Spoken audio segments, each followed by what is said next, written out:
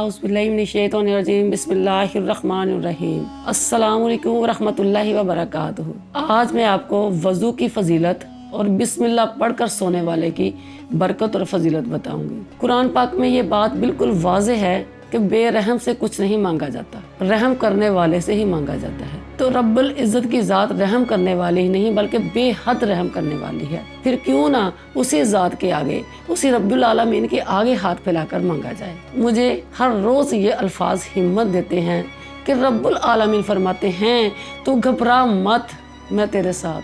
जब लोग तेरे मुंह का निवाला छीन लेंगे तो मैं तुझे बेशुमार अता करूँगा। सुभान अल्लाह। हज़ूर अलैहिस्सलाम का फरमान मुबारक है कि सोने से पहले वज़ू कर लिया करो, इशा की नमाज़ पढ़ने के बाद एक मरतबा फिर वज़ू कर लिया करो, और जब बिस्तर पर लेटो तो एक मरतबा, सिर्फ एक मरतबा बिस्मिल्लाह शरीफ ज़रूर पढ़ लिया करो। इससे आपकी हर सांस पर एक एक नेकी लिखी जाएगी। और अल्लाह फरमाता है कि जब वज़ू करके सोता है, बावज़ू सोता है, तो सारी रात उसकी रूह खाने काबा का तवाफ़ करती है।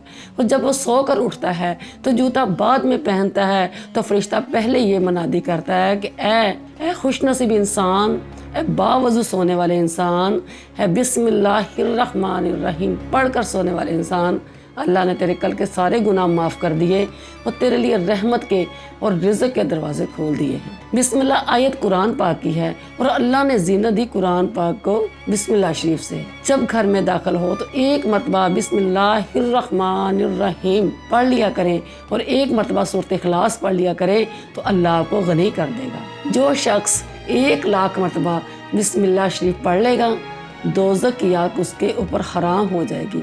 बिस्मिल्लाह शरीफ इंशाअल्लाह इसमें आज़म है। अल्लाह आपको दोनों जहाँ की रहमतों और नेमतों से नवाजे और आपको हर वो चीज़ बेहतर से बेहतर करके अता करे जिसकी आपकी ख्वाहिश है। आमीन।